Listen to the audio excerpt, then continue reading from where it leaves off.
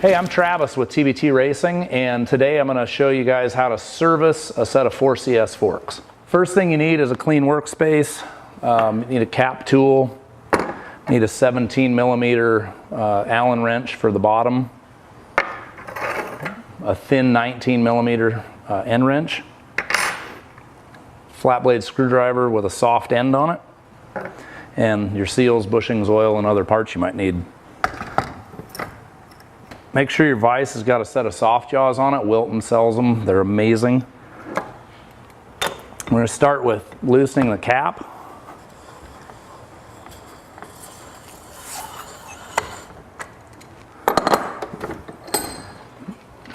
Then drain the fork out. You're not going to get all the oil out of the fork right now. We want to just get as much as you can out of the upper part of the cartridge. Okay, so now that all the oil's drained out of our fork on the upper cartridge, I'm going to put the fork back in the vise here.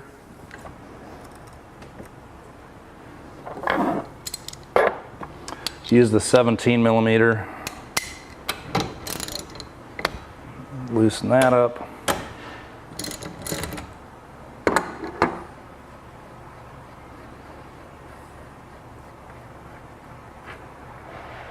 Take the base valve assembly out, then stand the fork up, drain out the lower cartridge.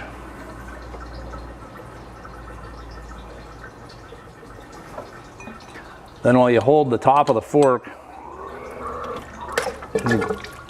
bang that down and that'll loosen the inner assembly up. I'll take that out of the fork. And let that finish draining. So I like to service the seals and bushings in the outer tubes while the inner cartridge is draining. So take a screwdriver, pop the dust seal loose. Then on the inside of here there's a clip and it's got a little end on it here. Take your screwdriver, come in here and pop that loose. Take the clip out, and then gently just pop those apart.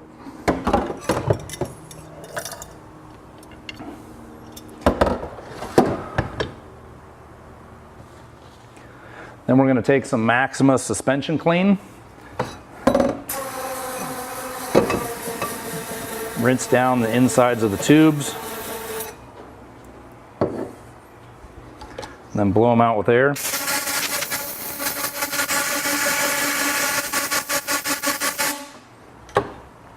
Hold the fork up to some light and you can look down the inside diameter of it and you can see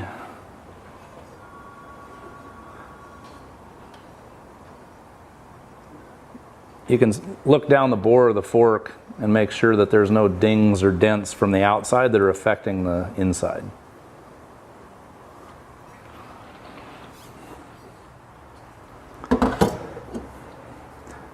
Then we'll rinse the inside of the lower tube and blow it with air also.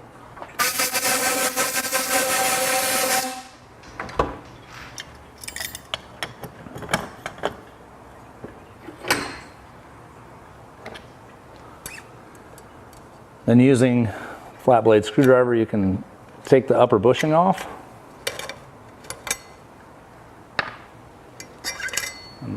The guide bushing and your seals. Then we want to inspect the lower stanchion tube for damage. Run your hands down it, feel it. If you feel anything, a little nick or a burr, something sharp, you can go ahead and take a flat file, good high quality flat file, and you can run that on the fork tube and you will not damage the fork tube. Cut the high spot off. Then take some 600 grit paper and you can utilize it back and forth this way to polish the fork tube up. Make sure that it's nice and smooth so it doesn't tear up your new seals. Okay, now that our lower tube is all prepared, take our new dust seal, put that on the fork. Take our new oil seal, use a little bit of Maxima blue grease.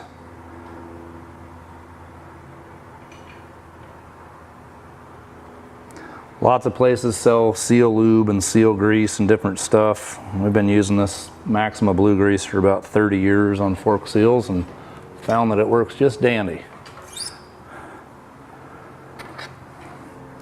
Then I always prefer to put the rounded edge of the washer towards the seal. So then we're going to inspect the bushings. You want to look at the inside of the guide bushing, check the Teflon on it, make sure it's not gritty to the touch, that it's slippery, that there's no aluminum stuck in it, and it's not worn out. If the bushings look worn or you have any doubts, just replace them with OEM bushings. Do not use aftermarket bushings because the sizing on them is wrong and your forks will feel super sticky. Also, on the OD of a Japanese bushing and the ID of most all piston bushings, there's a brown coating in there, and that is a wear indicator. This fork bushing's got about 15% wear on it right now. That gives me an indication of the lifespan of this part.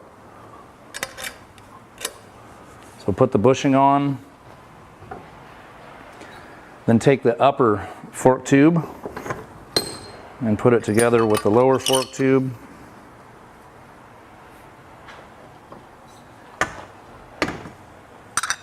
Take a seal driver, and gently tap the oil seal in to where you can see the clip groove.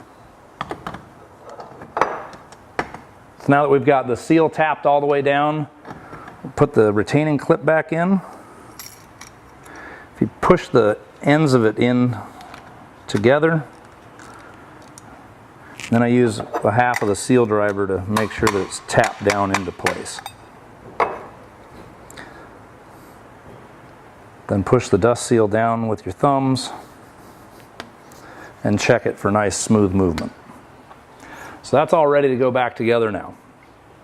Okay, so now we're going to take the inner cartridge apart.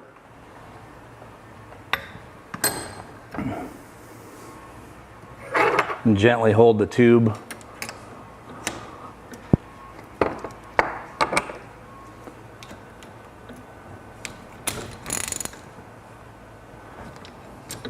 Almost all the threads on the suspension are righty-tighty, lefty-loosey. If you have any questions, call your local TBT shop. We'll be glad to help you out. So we'll take the cap off, take the fork spring off. So now we're going to remove the spring guide from the damping rod.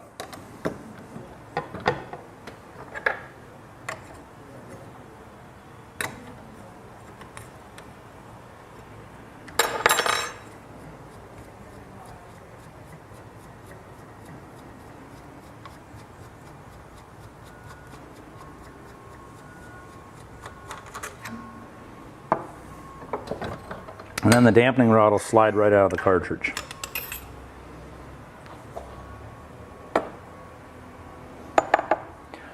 All right, now that we've got our fork completely disassembled and cleaned, it's time to reassemble it. We'll put the dampening cartridge back together first.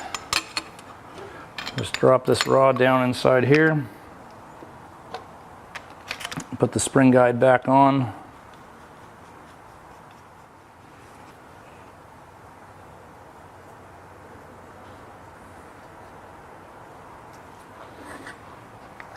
Inspected all the O-rings, made sure everything is proper on here.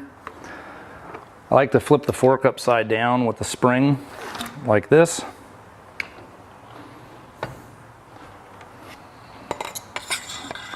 And then install the outer tube. I'm going to pop that O-ring past there. And I'll set it on the ground. Then start with a full ratio right cup of oil. And fill the inner cartridge the best you can, getting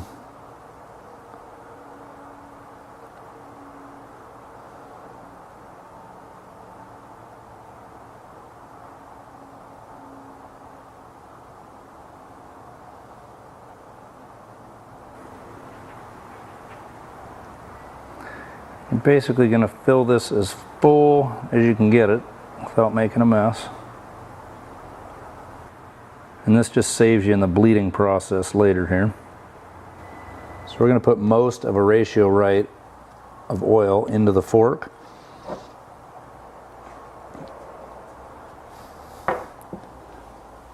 If you get a little too much in there, you can drop some out like that. Just right at the holes, and put the base valve assembly back in.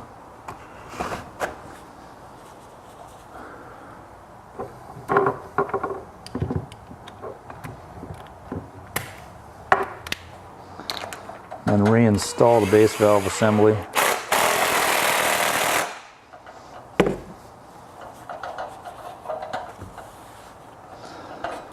Then we're going to flip the fork back over,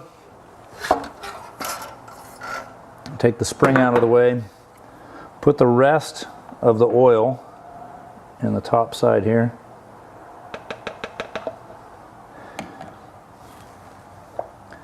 Install the cap just loosely.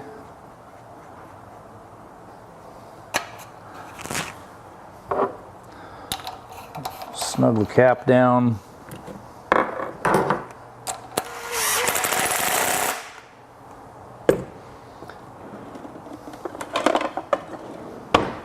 Then remove the air bleeder screw.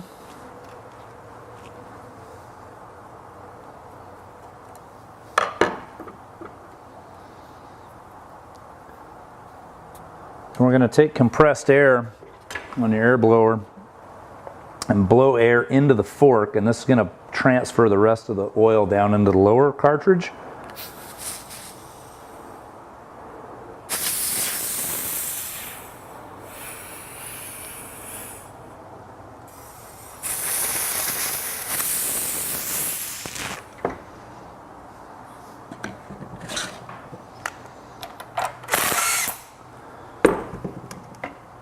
And you want to make sure the oil is still above the seal housing. And that when you push the rod down, the rod comes back up. Then you can take your oil height gauge and set your oil height between 80 and 110. So we're going to rest the fork cap on top of the spring. Take a tape measure and measure from the outer tube to the fork cap sealing surface. It's 310 millimeters.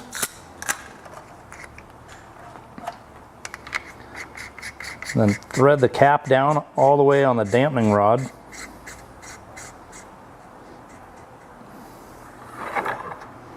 Take your thin 19 millimeter,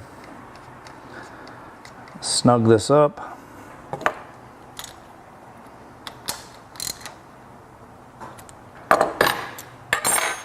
Then measure this again.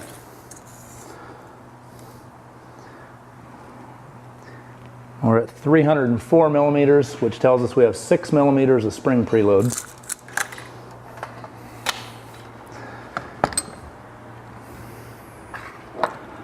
Tighten the fork cap down.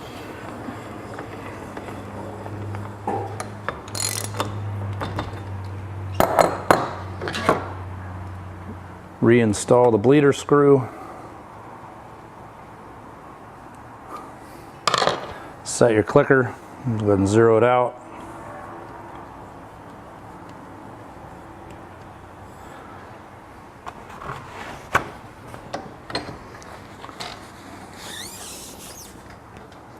And there you have it.